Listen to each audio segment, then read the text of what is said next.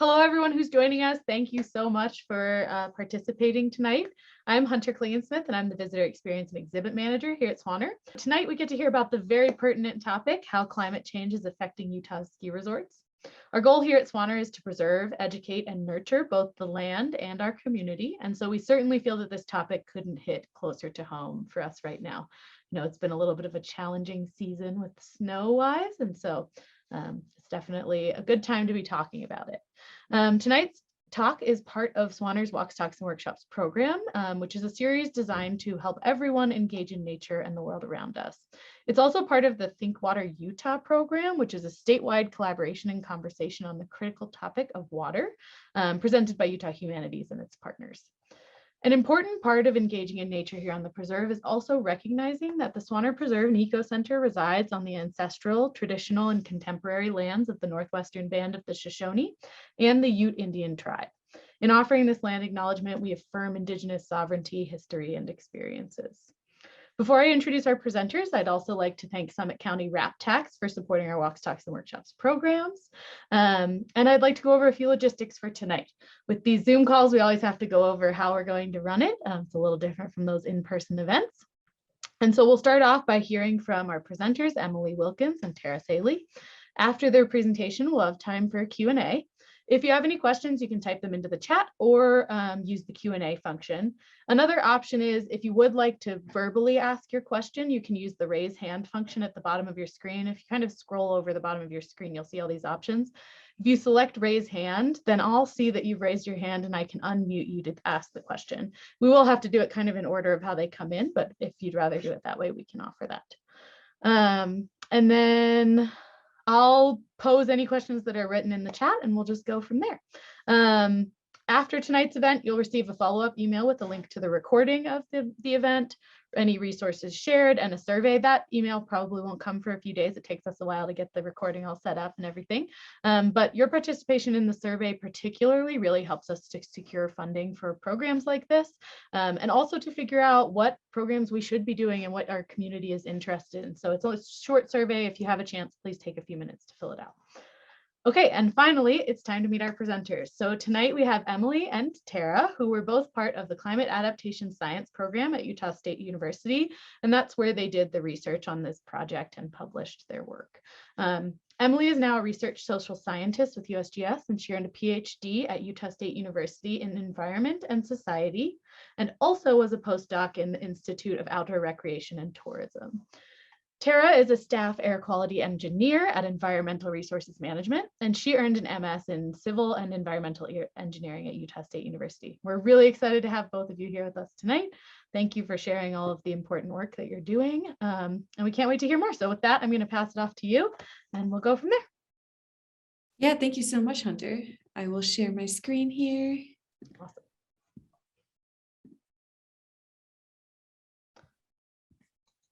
All right, can you see it? Looks great. All right. So like Hunter said, today we're going to be talking about climate change in Utah ski resorts, specifically looking at the impacts, perceptions, and adaptation strategies. And again, just the disclaimer that this was done while we were at Utah State University, even though Tara and I are both working for other organizations now.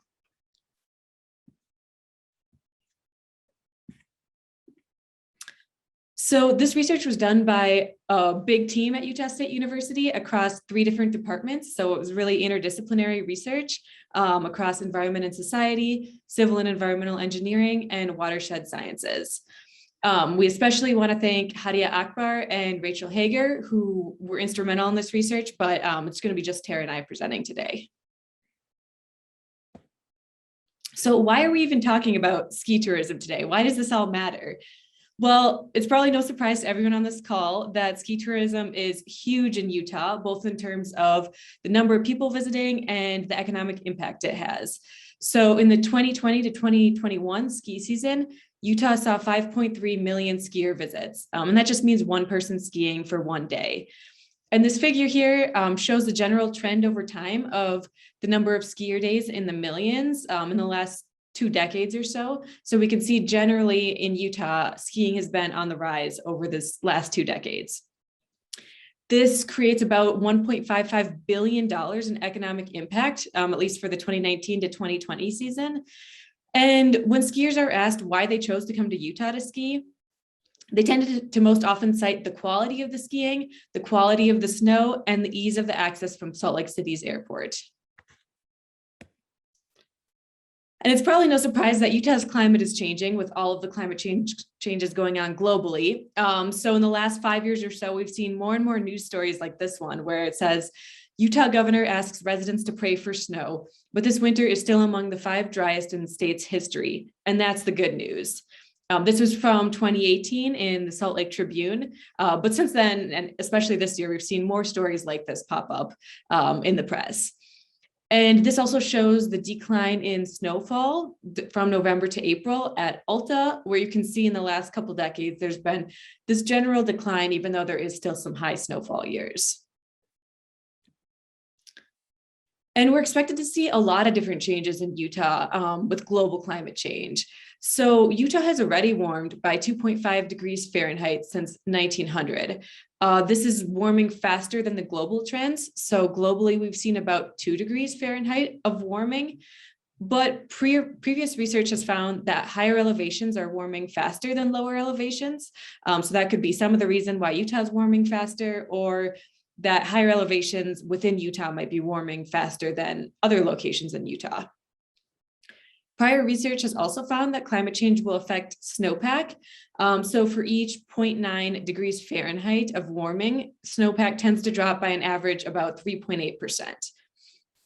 So because of this, as the temperatures keep warming more and more, it means that winter is going to be starting later and the snowpack is going to be melting earlier. And then when we look at how precipitation is expected to change in Utah, so by 2050, Utah is not expected to see any statistically significant projected changes in the total winter precipitation. So this figure here shows the change in winter precipitation expected by 2050 across the whole US. And the parts that have the diagonal line with the black shading means that it's statistically significant. So that means that the climate scientists are fairly certain of those results, that in the areas with that shading, that they are going to see more winter precipitation. And in areas that don't have shading, it's not necessarily going to be much different from zero. So we might see a tiny increase in winter precipitation in Utah, but it's not going to be necessarily that different from what we have now. But even if we don't see any changes in winter precipitation, more of this precipitation is going to be falling as rain rather than snow, because we're going to have more days that are above the 32 degrees needed, for it to snow. So even if precipitation stays the same, it's going to be less snow. Another big point is we're going to see more increased variability with climate change for both temperature and precipitation. So that means that even if we do get the same amount of total winter precipitation, we might see more situations where there's more droughts, maybe a drought one winter and then the next winter has even more snow than usual. So the precipitation might not be average every year. There's going to be more variability in the future. And so with our research specifically, we set out to answer 2 different questions. And the first is, what are the historic and predicted future temperature trends for Utah ski resorts? The second is, how do Utah ski resort managers perceive the effects of climate change, adaptation strategies, and barriers to adaptation? And when we're talking about Utah resorts here, we're looking at these 14 Utah resorts. So this is all the resorts that were in Utah when we started this research. So it includes all the resorts except for Woodward Park City, because that opened after we began this research. So you can see the 14 different resorts located on the map here. A lot of them are near Ogden and Salt Lake City. Of these 14 resorts, 11 of them have snowmaking and 3 did not. And then the little shaded boxes around the resorts are what we mean when we talk about northern and southern Utah. So for some of the analysis, I'm going to talk about projections in northern versus southern Utah. And so it just kind of shows the 2 areas we're talking about. And to understand these different research questions, we collected a ton of different data. So we got past weather data for temperature from DayMet, which is weather data on a 1 kilometer grid. We downloaded snow depth data and snow water equivalent data to calculate the density of snow events from SNOWTEL. And for future projections, we downloaded temperature data for 3 different climate scenarios, which I'm going to talk about more in a little bit, from NACORDEX. All this data is publicly available, so anyone could download this from the internet. You know, if you're interested in doing more analysis with this, it's all publicly available. We also did interviews with managers to better understand their perceived impacts, adaptation, and barriers to adaptation. This information is obviously not publicly available, and only certain resorts participated in the interviews, and only certain people wanted to participate in this. So to analyze the quantitative data, to answer the question of what are the historic and predicted future temperature trends for Utah ski resorts, we first looked at the resort season lengths. And all the resorts had slightly different season lengths, but we basically looked at the most recent 5 years and chose the longest season in the most recent 5 years to include for the analysis as a recent season. We also added 2 weeks on each end of these seasons, with the idea being that the weather that happens the 2 weeks before you open the resort is going to impact the resort operations and the opening date. You know, even before the resort opens, they usually are using the snow guns to make snow and make sure that they have a good base before opening. So we added 2 weeks on each end as kind of a buffer, knowing that that's still important for the ski season. And then with that, the opening dates we used for resorts ranged from November 1st to December 3rd. And the closing dates ranged from April 21st to June 13th. And so each resort we analyzed a different length because we really only wanted to capture the season where they're actually going to be open. And then with this, we then used Mann-Kendall trend tests with SenSlope to judge if there was any statistically significant trends over time in the temperature data. And so for the historic or for the past data, we analyzed this by resort ski season, looking at the temperatures of each resort's main lodge. In the future, we, instead of using this different data for each ski season, we analyze this only from December through March at northern and southern Utah, which I'll show a little bit more. And then for the interviews that we're going to be talking about, we did semi-structured interviews with Utah ski resort managers. So in total, we did 9 interviews at 8 different resorts. For this presentation and analysis, we can't say which resorts we did interviews at or who specifically we talked to for privacy reasons. But we did invite personnel from all 14 resorts. Some just declined to participate, but we can say that these resorts we conducted interviews at were representative of Utah resorts. For example, we had a mix of large and small resorts. So after doing the interviews, we recorded and transcribed them. And then just to give you an idea of the types of people we talked to at the resorts, we did not talk to any part-time or, you know, maybe more seasonal ski resort employees, but we did talk to people who were in positions like chief executive officer, public relations and marketing, or sustainability. And during these interviews, we asked them about the impacts from climate change at their resort. For example, using specific scenarios like a 10% decrease in snowfall.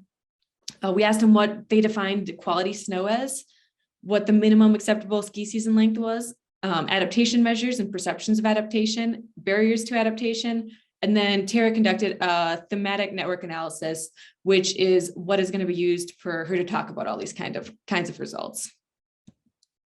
So getting into some of the actual results here. First, we can see this is trends in minimum temperature from 1980 to 2018 during the ski season at each resort. So we can already just see visually looking at this, there's pretty clear trends here at all the resorts of we've seen warming. The background line that's in black just shows season to season variability, and the blue line shows the general trend we're seeing over this time. So the trend clearly shows that it's getting warmer, even though there's still season to season variability, which we would expect. And then each of these figures has a number on it, and I want to kind of walk through what this actually means in terms of warming.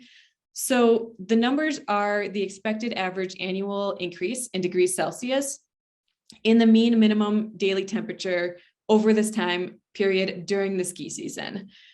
So I think some of them, the lowest slope is about 0.067. That would suggest a 2.7 degrees Celsius increase in minimum temperature during this about 40-year period, 1980 to 2018, while a slope of 0.172 suggests an increase of about 6.8 degrees Celsius. So this means across the resorts over the last 40 years or so during the ski season, we've seen increases in temperature of about 4.8 to 12 degrees Fahrenheit.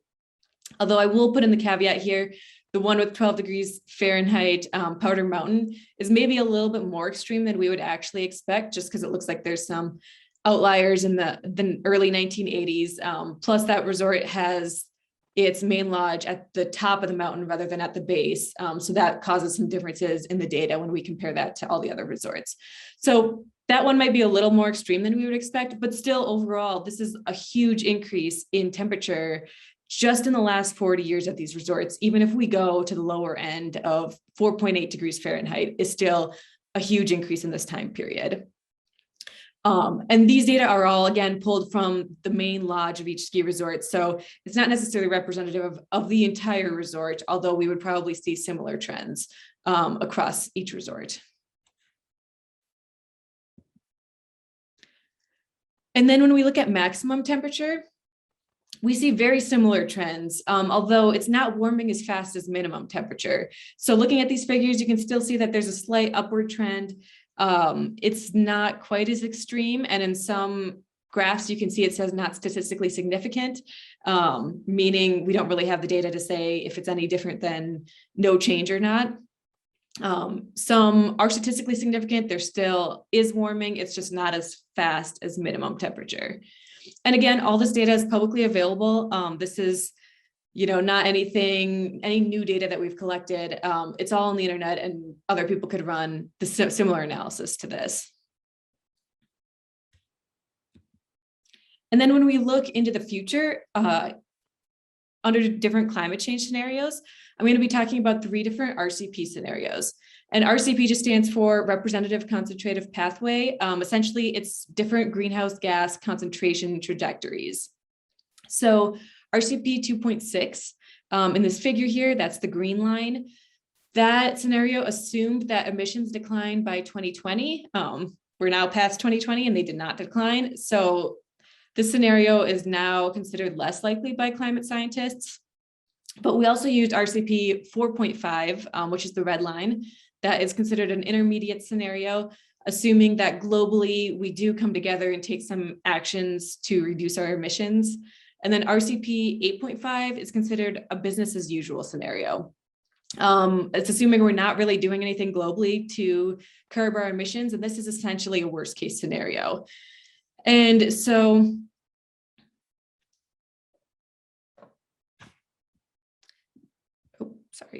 So climate scientists right now think that we're going to fall somewhere between RCP 4.5 and 8.5, kind of between this red line and blue line, which is still a very wide gap. You can see where we are right now with the blue dot. We're at about 418 ppm parts per million. So we use these scenarios just kind of as a guide of what the future might look like, knowing that our actions globally and the policies we put into place really determine what the future is going to look like. So when we look at these projections out under these 3 scenarios in northern and southern Utah out to 2100, we see very different scenarios. So under RCP 2.6, we don't see any statistically significant change in temperature by 2100. Again, this scenario is not the most likely at this point. But under RCP 4.5, in northern Utah, we see an increase of 3.7 degrees Fahrenheit. And in southern Utah, we see an increase in 4.3 degrees Fahrenheit. And this is the warming that we would see in the future, in addition to what we've already seen. So, when I was talking about the past warming, where we've already seen like maybe 4.5 degrees Fahrenheit warming at Utah resorts, this would be in addition to that. So, it starts compounding and these numbers start getting pretty extreme after a while. And under RCP 8.5, in northern Utah, we would see an increase of about 11 degrees Fahrenheit. And in southern Utah, we would see an increase of about 12 degrees Fahrenheit. So this is only looking at the winter from the months of December to March. And it is also only looking at those places that are shaded in the boxes there for northern and southern Utah. So not looking at the entire state of Utah, just these specific regions that the resorts are in. And again, when we look at these figures here, the straight lines just show the general linear trends. But if you look at all the squiggly like background noise there, it just shows that there's going to be season to season variability in the temperatures, which we would expect. So even though it's getting warmer and warmer, there's still going to be some years where it's below the line and it might be a little bit cooler. But these are just the general trends we would expect to see. And these results are similar to what a report that just came out from NOAA found. So, you know, this could be the reality for Utah going forward. And then I'm going to turn it over to Tara to talk about how some of the managers are perceiving these different impacts. Thanks, Emily. So one of the big things we wanted to do with the research is talk to the people who are actually on the ground and potentially seeing these impacts and thinking about what this might mean for their area in the future. So the first thing we asked about is what a successful season means to the resort managers. Responses included visitation, season pass sales, snow quality, and snow quantity. Most managers we interviewed were aware that climate change would impact the resort. One manager said climate change will cause the length of our seasons, the quality of our snow, climate change will change the length of our seasons, the quality of our snow, causing more rain on snow events. It'll impact where people will want to ski and snowboard, and it will impact the bottom line, as a shorter winter season will have obviously less skier days. They're very clearly aware that this will have an impact on their resort. So one of the things we did is we asked the resort managers to do some rankings of different scenarios. So on one end was no effect on the resort, and on the other end was an extreme effect on their resort. So they were presented with this grid and asked to fill it out. The first scenario was conditions of 2017 to 2018 season being the new normal. If you don't remember this season, it was a low snow year with higher than usual temperatures. It was kind of a bummer. Most resorts responded that this would have an extreme effect on the resort, with 3 resorts thinking it would have slight to no effect. The next scenario we asked about was an increase in average temperature by 5.7 degrees Fahrenheit. Most resort managers thought this would have a large effect on their resort. We asked about a 20% decrease in average snowfall. Most resort managers thought this would have an effect on their resort, but it was kind of across the board. We also asked about less snowfall at the start of the season. All resort managers thought this would have an effect on their resort. The main reason being that the snowfall at the beginning of the season builds the snow base that allows the resort to open different areas safely. And more open areas for people generally attracts more skiers, and it's just generally good all around. We asked about a 10% decrease in average snowfall. Resort managers in general felt that this would have a smaller consequence than a 20% decrease, which makes sense. But the impacts were across the board. We saw some people thinking it would have a slight effect and some moderate. None thought that it would have an extreme effect if there was a 10% decrease in the average snowfall. We also asked about less snowfall at the end of the season. And in general, this was less of a big deal. Resort managers thought this would have slight to no effect. The main reason is being that seasons are generally slowing down by this point of the year. And also if there's already base from earlier in the season, skiing can occur. So events like pond skins and general spring skiing can still happen as long as there's coverage. It just might not be awesome powder skiing. So here's some quotes about the perceptions of impact directly from the managers. One manager said, other resorts average is 230 inches, but our average is 500 inches plus. So when you're talking about a 20% decrease in snowpack, we still have decent coverage. So it's a completely different scenario. And this is very true. The snowfall across the state of Utah varies dramatically. So a 20% decrease may still mean more snow than some of these resorts are already getting. So the position and the weather that's occurring currently will definitely have an impact on how these resorts respond to climate change. Another resort manager said, I've seen that we get less and less snow in November and December, and we get more snow in May than we do in November and December. So there's a shift in the pattern of when the snow actually happens. The challenge with the ski industry is that we've become accustomed to skiing between Thanksgiving and Christmas. And generally, people get out their boats and their golf clubs about mid-April. And I've definitely seen this from personal experience. Friends on the weekends, instead of saying, we're going skiing this weekend, we're going biking or going down to the desert. You kind of get out of a lot of people get out of the mindset of skiing when it comes to spring. But when it's Thanksgiving, everyone's getting really excited about the snow, thinking about skiing, watching the ski movies, getting excited.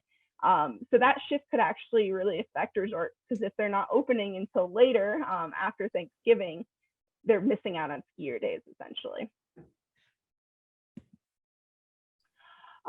So this slide is looking at density of new snowfall events. And on the left, you can see 7 different SNOTEL sites. On the map, they're the black dots. And they have data from 1999 to 2017. We looked at this specifically because Utah is known for its powder skiing. And lower snow water equivalency, or the density of the snow, SWE, leads to lighter powder. With warming, the atmosphere is able to hold more moisture, which can lead to higher SWE or wetter snow. So this could potentially be an impact in the future, is that we could be seeing denser snow in Utah. The data shows a general trend, if you look at the chart on the right, of an increase in density. So on the y-axis is the density of the snowfall and then the year. So you can see a general upward pattern. At this point, it's not statistically significant. However, you can see the general trend. We only have 18 years of data. It may have become significant if we had more data. But you can definitely see that there's an upward trend. It's just technically, statistically inconclusive at this point. But it's something that is really interesting for Utah, and the idea that Utah has this dry powder. If we're getting denser snow, that could affect the skiing essentially. We asked managers about what their perceptions of snow quality were. My favorite answer was that it's cold and copious. I think about that all the time on a powder day now and totally agree with it. Another manager replied that the quality of snow might depend on the skier. For example, some beginners I've heard complain if there's a foot of powder on the groomers, they're not super happy about it because they're not used to it. So he thought it might just vary depending on what you're looking for. Another manager thought, unlike before, the focus is now on coverage rather than the cold, copious powder. They said it's now kind of like, well, we've got enough snow to cover the rocks and the trees and the stumps, and it may be icy, but hey, at least we've got enough coverage. So people aren't carrying up their skis and having to use rock skis all season long. Coverage is becoming really important, and that might be a major metric of where people want to ski, is just how much coverage they have in the future, rather than just looking for what places got dumped on with all the powder. So we asked the resorts about much kind of like the scenarios. We asked them about adaptations that may be occurring at the resorts, and to rank them on a scale of very inappropriate to very appropriate or already doing. One caveat when you're looking at this is that we inform the managers that the adaptations did not have to be done in response to climate change. So they could have been doing these things already, but in theory, they might be helpful for climate change scenarios. So it's important to look at these. The first adaptation was to diversify all season offerings. So what we meant by this was to offer activities other than skiing. For example, they could host weddings or concerts, have downhill mountain biking or hiking. And this could be important because it would allow the resorts to survive, even if they're not getting the skier visits in the winter, just another source of income. All resorts except one said they were already doing this, and the other said it was very appropriate. So it's looking like that's definitely already happening. Snowmaking, everyone's favorite adaptation to climate change, was another one we asked about. And snowmaking is important because it allows resorts to open areas that may not have already had enough space to be safe to ski. So most resorts were already doing this, with one saying that it was moderately inappropriate for their situation. The level of the snowmaking varied very widely between resorts. It seemed like some made this a major priority, whereas others only did this to supplement in certain high traffic areas. Many said they had plans to invest in snowmaking in the future, and some really extensively. They put in a lot of money and manpower into increasing their snowmaking abilities. According to literature, this is one of the most important adaptations for resorts, and we definitely can see that this is happening in Utah already. Another adaptation we had talked about was to diversify winter offerings. So by this, we meant doing offerings such as Nordic skiing, snow tubing, yurt dinners, etc. Most resorts are already doing this. Joining ski conglomerates could potentially be helpful, as resorts in some areas where there might be a lower snow or higher temperatures that year have a network, and basically skiers could go to another area that has better conditions, but it just kind of allows them to rely on each other a little bit more. Most resorts were already doing this. Avoiding southern exposure. The idea with this adaptation is that the southern exposures often melt off more quickly due to sun exposure and higher temperatures. This was more of a mixed bag of responses. None felt it was very inappropriate, but the rest of the responses were really across the board. We asked about increasing capacity of lifts, the idea of this being that you could get people to areas where snow is being made or sticking better. The responses were pretty across the board, no clear trend on that one. We asked about giving up slopes that need too much snow. Again, the responses were pretty across the board. Some with a real clear trend started showing up here at the end. Moving to higher altitudes was one that many managers felt was inappropriate for the resort. The justifications included simply having no way to go higher on the mountain because they're already at the top of the mountain, to being limited by leases or the cost of putting lifts to higher areas. Sharing snowmaking costs was another one that a lot of resorts said was very inappropriate. And basically what we're talking about when we say this is that it would include sharing costs with communities around ski resorts to make snow, since the tourism benefits the community. Many of the resorts thought it was inappropriate.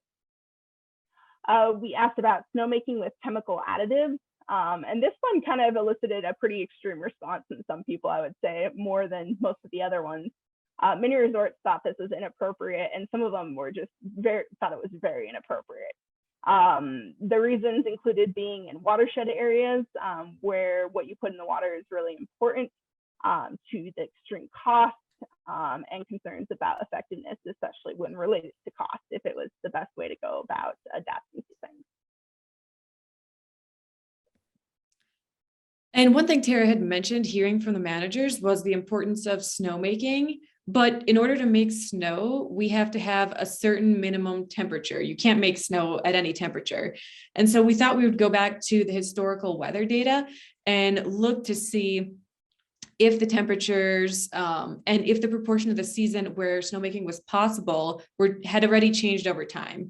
And so generally, you need temperatures of -5 degrees Celsius or colder to make snow. So that's about 23 degrees Fahrenheit. It does depend a little bit on the humidity. So if conditions are really dry, they might be able to make snow at slightly warmer temperatures. So this might be a little bit of a conservative estimate, but in any case, to make snow, the temperature has to hit a certain threshold for, at least a couple hours a day where it's worth it for the managers to fire up the snow guns. So this figure here shows the trend in the proportion of the ski season that actually meets these thresholds where snowmaking is possible. And again, we can see a really clear, stark trend here at every single resort. There's a big declining trend in the proportion of the season where snowmaking is possible. So again, looking at these numbers, these trends are all statistically significant. But looking at what the numbers actually mean, so a negative 0.005 represents a decrease in about 19.5% of the season where snowmaking is possible, between 1980 to 2018.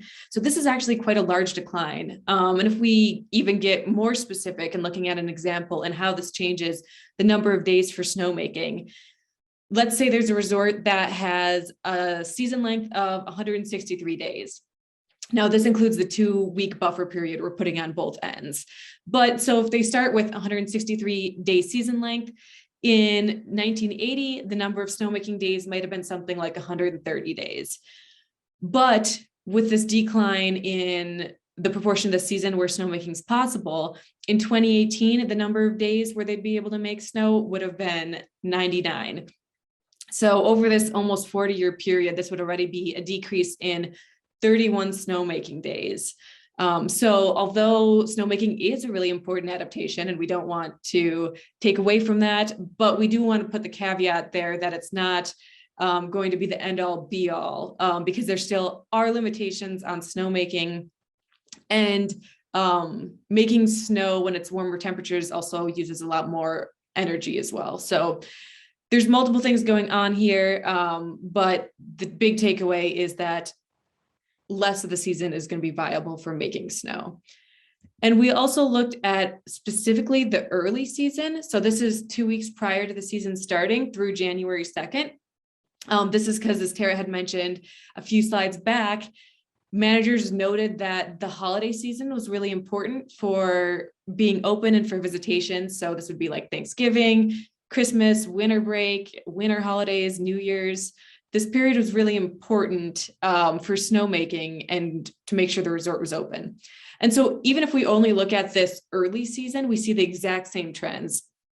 Basically, where there's a downward trend in, there's the number of days in the early season where snowmaking is going to be possible.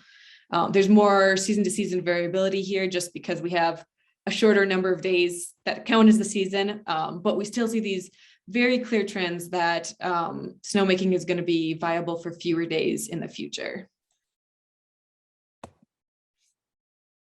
Now I'll take back over again to talk about some of the barriers that we talked about with the resort managers.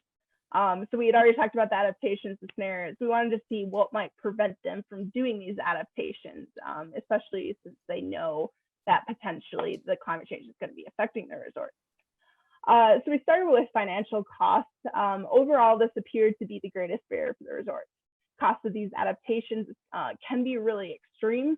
And some of the resorts actually spoke about having to prioritize which adaptations to put into place just because, they only have a limited budget for these types of things. So they might not be able to implement all the adaptations that are appropriate for the resort, or at least not all at once. We asked about environmental resources. This could include water or land availability. There was a range of responses, with most feeling it would be a slight or moderate barrier. This one was particularly interesting to us. I thought it might be a little bit more extreme just because of concerns about water availability in Utah in the future, especially if snowmaking becomes more common. And there was a resort that thought it was extreme, but most thought it would be somewhere kind of in the middle. We asked about uncertainty in short-term predictions, so not being sure about like the weather next week, or having really extreme events, kind of unpredictable weather events, which could be occurring with climate change. The responses were pretty across the board. There wasn't a clear trend with this. We asked about uncertainty in the long-term predictions. For example, Emily has talked about a range of temperatures we could be seeing. There's a lot of variables going into this. We can't say exactly how much it's going to be warming. And the resort managers felt it kind of matched the short-term predictions. They kind of felt it would be a slight barrier to a moderate barrier. We asked about lack of staff time to focus on the issues. So this would include a lack of time to propose, plan, implement, and run the adaptation measures. This was pretty across the board as well. Some resorts had a focus on adaptation, so it wasn't a barrier at all because they had prioritized it, and some just didn't have the time or resources to do this. We asked about internal challenges. So the biggest ones that come to mind when I'm thinking of this is resistance to adaptation. They don't want to change how they've been doing things, or just even belief in climate change. There might be some people who don't think that these adaptations are necessary.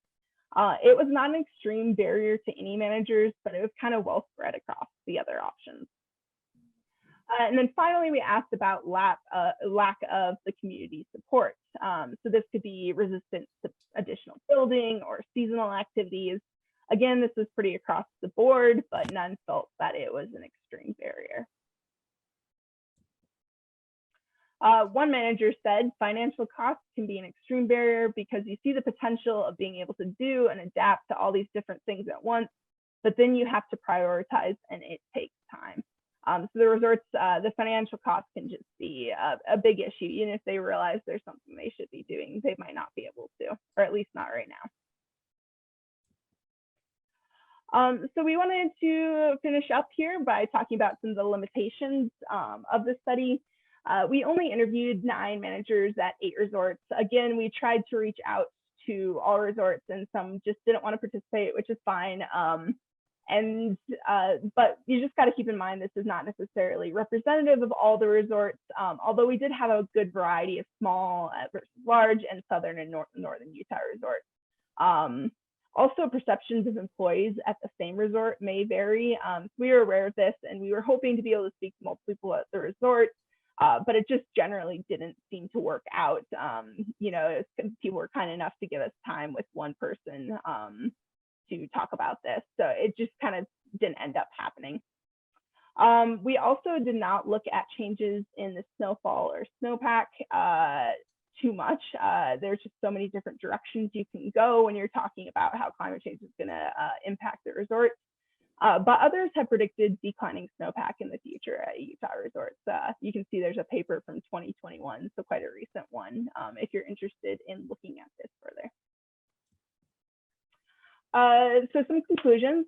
Utah resorts in winter are warming faster than global trends. The minimum temperature is warming faster than the max, which is interesting for a lot of reasons, especially in snowmaking. That makes a big difference. And the warming is likely to continue. We could see up to 11 to 12 degrees Fahrenheit increase by 2100 under a business as usual scenario. So that's really dramatic. This could be a major issue for these resorts. Also, another takeaway is that snow may be getting denser in the future. And that's definitely something that we would like to look into further as data becomes available for longer periods of time. The good side is resorts are adapting. Most of the resorts are aware this is happening and they're taking measures that are going to help with it. They're diversifying offerings. However, they shouldn't rely on snowmaking alone for many of the reasons that Emily spoke of. It's not going to save the Utah ski resorts just solely by making snow. And there are some barriers: water availability, cost, just the temperature and weather outside may be a barrier to snowmaking. Future research needs, there's a lot of different directions you could take this. Specifically, the ones we thought that if we had more time, we would be looking into would be comparing adaptive capacity of the resorts to seeing, which ones might be more prepared, which ones are focusing on this more. And also looking at the water availability for snowmaking is something that just kept coming up. And it just really could have a major effect on these Utah ski resorts. So if you want more info on this, we do have a publicly available paper. So you can go in and look at all this research. We have all the figures, all the citations. So that is the link there. And I'd highly encourage you, if this topic is interesting, to take a look, just because we could only cover so much in our talk today. And it's good to have the background for all these different things.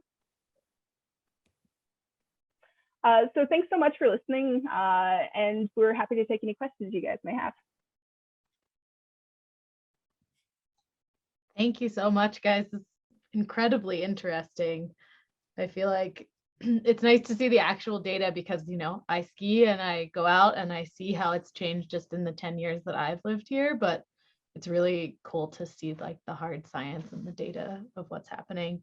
I was just texting with one of my coworkers and we were talking about that 19.5% decrease in days for snowmaking. That's a huge number. And that had been one of those questions that I had when you were talking about snowmaking, was like, what happens when we have less water, there's less time, it's too warm to do snowmaking. So that's crazy. It looks like I have one. Oh, well, there's one question here, but it's in relation to snowmaking, so it might have already been answered. But Hilton asked, or just said, water/droughts are real. What will this mean to making snow? And so you guys mentioned that a little bit, but if you have any more comments. I don't think we specifically looked or asked about water rights, which might be somewhat of an issue. I know some of them had talked about storage ponds of water being a source, but yeah, definitely the question of water rights and water usage, I think is going to be important in the future. Yeah, and along those lines, I had some in-depth discussions with some of the managers. I did most of the interviews for this about like the water rights, and some of them you could tell were just like way on top of it. Like some of them were like they were putting a ton of money and effort into securing water for snowmaking and like getting as aggressive as possible about it.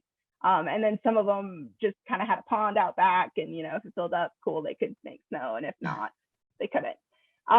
So yeah, that's really interesting. And like when I've talked to people in the past about snowmaking in relation to ski resorts and climate change, like they're like, oh, snowmaking will make it better, it'll be fine in the end. And it was like surprisingly common for me to hear that snowmaking was going to solve the issue. So that was kind of one of the reasons that we decided to look into that so much, is just because it's really not a solution. I mean, it definitely can help, but it just doing that isn't going to save Utah skiing. Yeah, I think that makes a lot of sense. It would be interesting to know like the levels of where people stand on their feelings on climate change, and like how their answers kind of interact with that. Not that I think this is the space for that, but I think it'd be interesting to see. Okay, so yeah. Ellen asked a question about what will it take to get our legislature to understand that we need to do more than pray for rain and snow, if you have any comments on that. I don't know if Tara does. I personally don't have any comments on that. We didn't really look at the policy aspect of that. And climate change is a much bigger issue than just, skiing and snow. So that is a really big question that I think other scientists would be more qualified to answer, that have actually studied more the policy side of this. I don't know, Tara, do you have any other thoughts? So speaking in very general terms, I do a lot of work in other places besides Utah, having to do with climate change and reporting of greenhouse gases and things like that. And some places are getting really aggressive about it. And some major changes are actually happening in some areas. It's impressed me, because I kind of thought nothing was being done at all. But like working with some other places, it's like, wow, some of these places are incredibly on top of this, and actual changes are happening, which makes me feel so much better. But as far as the actual changes that will happen in Utah, don't want to get too political here, but I am seeing some people starting to recognize, that water's not infinitely available. I'm up in Ogden, and Pineview keeps pushing back their dates of when water is going to be available for secondary water. We had free unlimited water on the bench up here, didn't have to pay for it, and everyone had green lawns, and now that's starting to change a little bit. And they're actually putting in some rules. So I'm hopeful that things like this will keep happening, but we're maybe not the best people as far as like how the change will keep occurring, except for, maybe attending events like this and making some noise and telling people how it will actually impact them in ways that matter. Because, some people might not think of it, but if it's going to affect skiing, that's going to be a problem. So continuing to keep the conversation going would be our contribution, researching in these areas. Definitely. Okay, cool. So Pamela says, I'm very impressed with this presentation. What else can the presenters say about the later onset of winter? I heard a theory that the Japanese sea earthquake and resultant tsunami a few years ago, maybe 10, knocked the Earth off its axis by 2 degrees, and this may be a reason. Do you have any opinion on this? I personally have not heard of that theory before. So no opinion unless I saw more information on it. And I would say just in general with winter starting later, again, it's going to just because of the warming temperatures that even if we do have the same amount of precipitation, a lot less of it is going to fall as snow. So I think that's a big reason why we're seeing the winter starting later. That makes a lot of sense. So Nell wanted to know if you guys asked resort managers about their plans to help address climate change formally or informally, or if this was discussed. So our focus with the paper was not on that. So as much as I'd love to go down that avenue, it just kind of, the interviews were already really long by the time we were done. I mean, we only touched a handful of topics in the presentation, but each interview took between like 1 and 2.5, 3 hours. So we couldn't really ask everything we wanted to, but some of them did share that with me. And, some of them were talking about, some different situations where they were trying to do some reductions in some pretty powerful ways. And some of these resorts have like environmental centers and like sustainability coordinators. And there's some people who are really working hard behind the scenes to make that happen. But we didn't really document that so much, as even though I chatted to them about it. But with the awareness of climate change, I'd say that some of these places who have the resources to are trying to help as much as they can. Awesome. It's good to know. I mean, it definitely impacts them a lot. So it's hopeful that they would be a big pusher to try to kind of have some positive impacts on climate change as a whole. Okay, awesome. So just a nice comment from Judy. They said, thank you. You both presented very well and keep up the good work. And then Alan Fisher asked, over the next 50 years, how will the change of precipitation from snow to rain affect the drought situation, or if you have any comments on that? So the caveat here being that I'm not a hydrologist, but just a little bit of what I've heard is, it does matter if the precipitation falls as rain or snow, because if it falls as snow, then the melting takes place over a longer period of time, meaning the water trickles to communities over a longer period of time, versus if it falls as precipitation, it's all going to get downstream right then and there. So it is somewhat of a problem of like when the snow is going to melt, if there's going to be snow versus rain, and that's going to impact droughts and water usage. But again, I'm not a hydrologist, so maybe that didn't quite answer your question as well as it wanted. I don't know if you have anything to add, Tara. Yeah, so again with the major caveat, but I know that Utah, a lot of water that we use is stored in snow, like Emily said. It's not all in the reservoirs. Like a lot of the communities rely on snow storage, and basically if it's all coming as precipitation, the systems we have right now might not hold up as far as being able to retain enough water. Or, last year when there was this drought, and then there'd be these storms that would just dump tons of water, and you could just see the water just funneling down the mountain instead of being absorbed into the soil and going into the water table. So it definitely has effects, and somebody else would probably be a little more qualified if we had Patrick Belmont, who is one of our co-authors on the call, and a professor at USU. He'd be able to answer a lot better. But what we can say is that it definitely does have an impact, how it comes down and how it's stored. Yeah, that makes a lot of sense. I mean, we see it even here on the preserve, where if it's a snow year where we get a lot more rain than snow, then we have like a lot of water at one specific time instead of that like continual flow and water in the streams through the whole season. So that makes a lot of sense.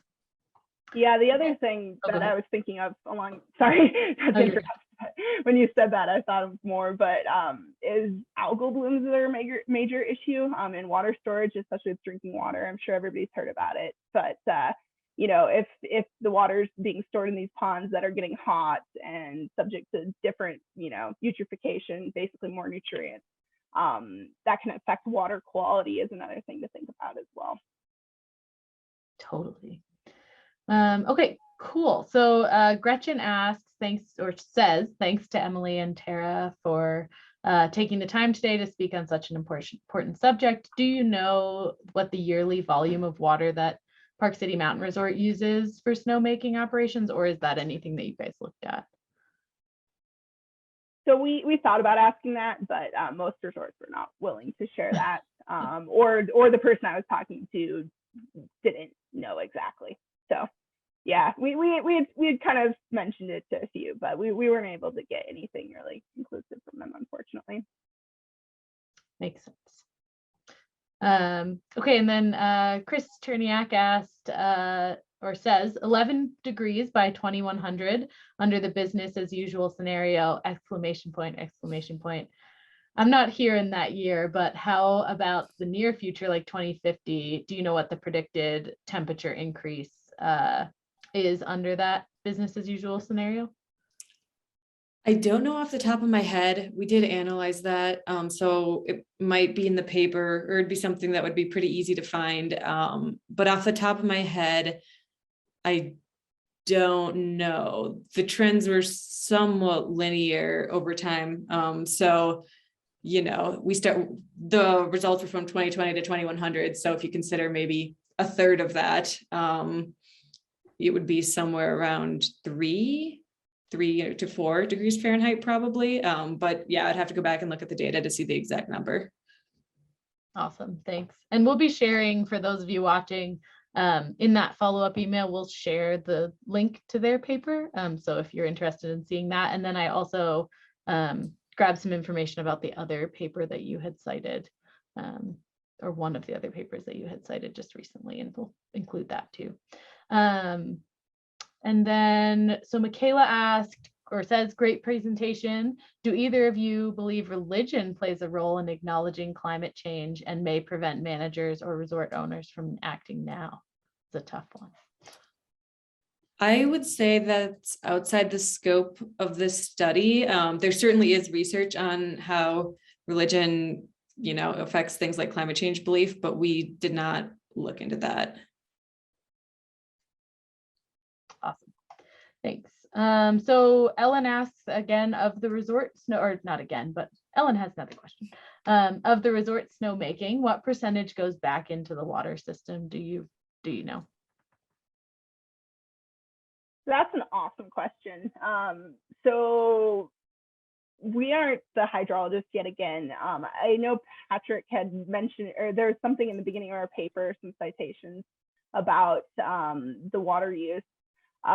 In some places it's considered non-consumptive. So it's basically, they're like, it's not being used, but there is water being lost to the evaporation and through the process of the snowmaking guns. And I believe I've seen figures up to like 30%. I can't give you the exact citations for those, but there is water lost, and it is definitely, some of it is going away. So it's interesting that some places are considering it non-consumptive. Definitely a really cool avenue to look into in the future. And if I had more time, that might be one direction I'd like to go. I don't know if you have any thoughts on that, Emily. No, I had no idea. So you have more insight than I do. That's awesome. We might have to have Patrick back for he did a wildfire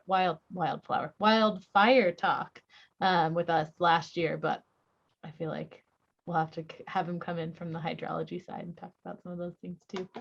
So then also, I think I have one more question from Alan and then maybe one from Hilton. Let me check our time here. So we probably have time for maybe one or two more, and then we'll kind of end from there. But Alan asked or said, thank you and great presentation. And then asked how much, if any, of the water used to make snow is lost in the process. Sorry, that was the same question. I just didn't get to the end of it. So Hilton asked, did anyone consider the cost of water in the future and its impact on lift tickets, maybe making them unaffordable? Did anyone mention that in the interviews?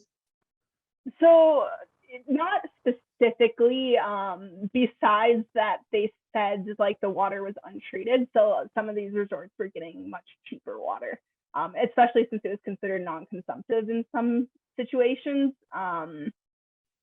The water was really cheap for some of these places, but we didn't get exact figures, unfortunately. Makes sense. Sounds like a lot of interviewing to do just in that that amount of time. So one last question from Chris.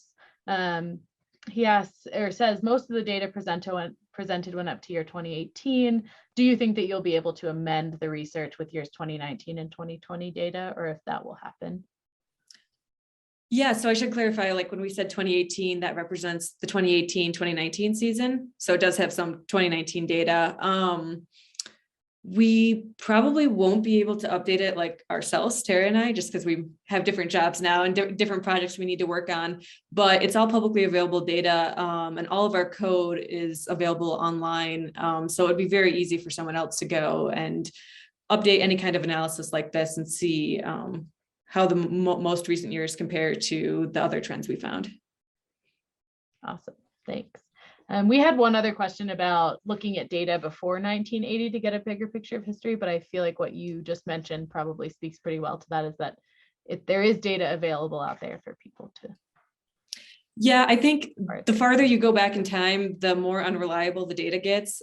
So for the data set we were using, I can't remember if it started mid 70s or if it started in 1980. But once you start going further back in time, there's not necessarily reliable data across all the different Utah ski resorts and at very specific locations. That makes a lot of sense. Awesome. Well, thank you guys so much for sharing your work with us and for taking the time to present tonight. And thank you to everyone who attended.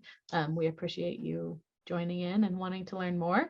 It seems like a topic that maybe in the next couple of years we'll have to talk about again, because it's all changing so quickly. So we really appreciate all the work you're doing. I thought it was super interesting. So thank you for spending your time on it. And it was nice to meet both of you. Thanks everyone for joining. I'm going to pop off, but when you do get that survey, please take a moment to fill it out, and we'll move on from there. Yeah, thank you everyone for joining us today. Have a great night.